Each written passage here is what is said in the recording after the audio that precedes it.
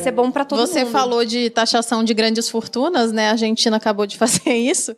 E aí, tá certo ou não? É legal dizer isso, porque as pessoas, elas acham que essas coisas não impactam na vida delas diretamente. Pois é, aí vem esse discurso de que, para de ser cheerleader de bilionário. Só que se você taxa grande fortuna, né, a Renata fala, eu concordo, que o rico, ele pode ser tudo. Menos burro. Menos burro, pô. Senão ele não Obrigada, tinha ou Malu, ficado ou se mantido rico, né? Então, na Argentina, eu até fiz um post no Instagram na época, assim que eles começaram a aprovar, na verdade, quando começou a discussão sobre se aprovar um imposto extraordinário, temporário para grandes fortunas, né? Só que como o Friedman falava... Temporário. Esse negócio de temporário é complicado, né? Nada é mais permanente do que uma política temporária de governo.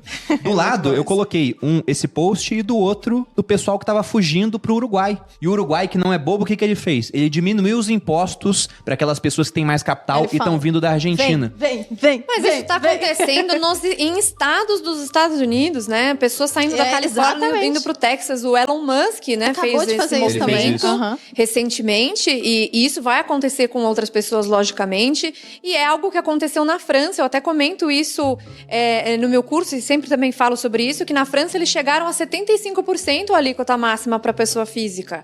E aí, uma coisa extremamente irônica foi que o ator Gérard Depardieu foi pegar a residência fiscal na Rússia, que é um ex-país soviético, socialista, que lá estava mais barato do que na França. Lá, quando ele foi. Então, né, aí o dono da LVMH, que é aquela empresa que é dona da Louis Vuitton, da Moët Chandon e de outras marcas de luxo, foi pra Bélgica, jogadores de futebol se espalharam. E aí eu quero que vocês Bélgica expliquem. É fronteira com a França, pô. Fala o mesmo idioma, inclusive. O francês é uma das línguas oficiais. E aí eu quero que vocês expliquem o porquê que isso não é legal pro país, né? Por que eles estão... Na verdade, é ruim que o bilionário ou o milionário, quem for, a riqueza saia do país. Não, é meio óbvio, né? Depois que a pessoa sabe, principalmente. Talvez as pessoas realmente ouvindo, é necessário ser dito. Mas vamos pegar o caso do Gérard Depardieu, porque eu e a Malu, a gente viu isso na prática.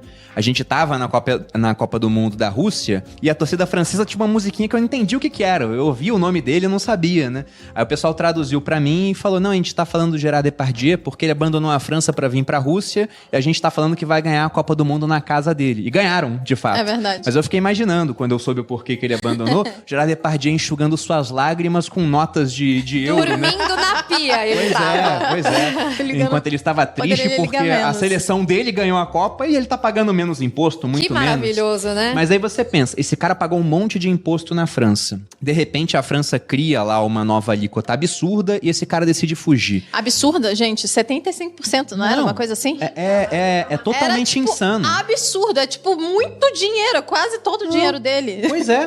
O cara, isso. ele perde o estímulo pra produzir mais. Exatamente. Essa é a primeira coisa. Porque depois de um tempo ele começa a ver, caramba, de 100% do que eu produzo, 75% vai pro Estado. Não vale eu aumentar minha produção, porque eu vou ganhar menos do que eu tô ganhando hoje. Ganhar mais problema pra minha cabeça. Essa é uma das primeiras coisas, né? Que você desestimula a produtividade. E segundo, que esse camarada ele começa a ver. Ele viu na Rússia lá, porque é uma alíquota muito baixa, mas como a Renata falou, a Bélgica é fronteira com a França.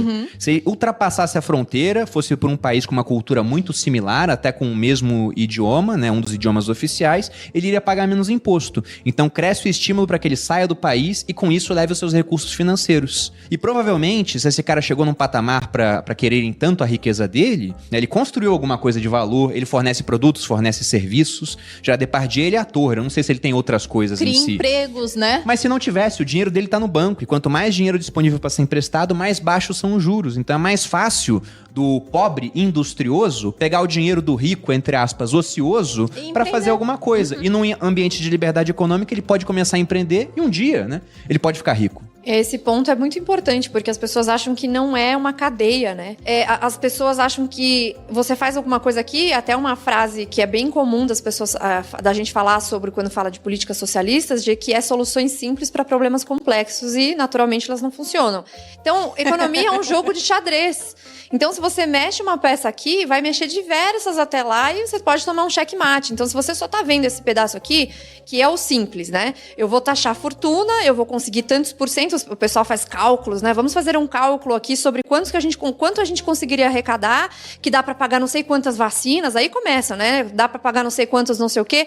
Mas assim, primeiro, o rico não é burro, então ele vai mudar a residência fiscal dele. Que é a coisa mais fácil do mundo hoje em dia. Ainda mais para quem é rico, né? Comprar uma cidadania, você investir em algum lugar, você ter Portugal, Luxemburgo, o próprio Estados Unidos tem o programa EB5, que você tem investimentos que você consegue cidadania. E aí, se você tem ricos progressistas que já fazem isso, imagina os outros ricos, gente. Então, se o pessoal de Hollywood, que adora falar sobre aumentar os impostos. Aqui no Brasil também, as pessoas não entendem muito isso, mas acham que todo o dinheiro está sempre disponível exatamente do mesmo jeito. Mas é muito fácil criar estruturas tributárias para você reduzir esses impostos ou mudar de cidadania, retirar os empregos daqui. Eu dou até um exemplo. É tão difícil de contratar mão de obra de tecnologia aqui no Brasil que eu tenho boa parte da minha operação da Cursologid na Índia.